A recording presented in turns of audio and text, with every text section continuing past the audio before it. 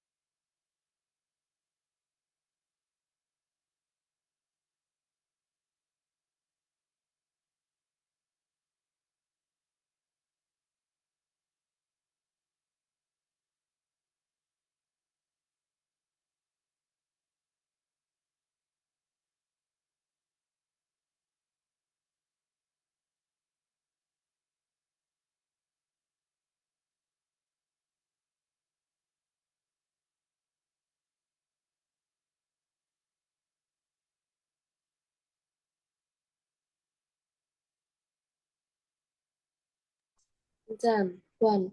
Last year wasn't as cold as this year. This year is colder than last year was. 2. How much is it to go skiing? What is the price to go skiing? 3. Do you know who these skis belong to? Do you know the owner of these skis are? 4. James can ski well. James is good in skiing. 5. Driving in heavy snow isn't easy.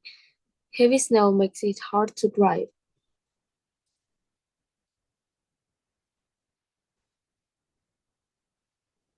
Okay, let's check your answer. Last year wasn't a cold year. This year is very good. Colder than last year. Very good, Ivan. 2, how much is it to go skiing? What is the price to go skiing? Oh, what does it cost? Or what is the price? Or what does it cost? It's okay. Number 3, do you know who this skis belongs to? It's, do you know whose the skis for? Or do you know the owner of? Correct, Ivan. I will accept the owner of because the words that you use is also correctly written. The grammar is correct. 4, James can ski well. Well, James is good, not in skiing, but it's at skiing. 5, driving in a heavy snow isn't easy. Heavy snow makes it hard to drive or difficult to drive. Very good. So, Ivan just got one mistake in here. So, very good. You got 4 out of 5 correct answers. So, let's do part 2, which has 6 questions. So, here, sorry. So here, Ivan, I have here the following task for you. You want to invite Maria, an English-speaking student who is staying with you, to go out tonight with you and your friends. You're going to make a note to leave to Maria, inviting her to go with you all tonight, saying where you plan to spend the evening, and then suggesting the time that she should be ready. So write 35 to 45 words on your answer sheet. So again, you invite Maria on going out with you tonight. And then you're going to suggest the time that she has to be ready and where do you want to spend the night with, okay? Or the night too. Okay, sorry. So I just want you to write it here. Wait. Okay, here, Ivan. So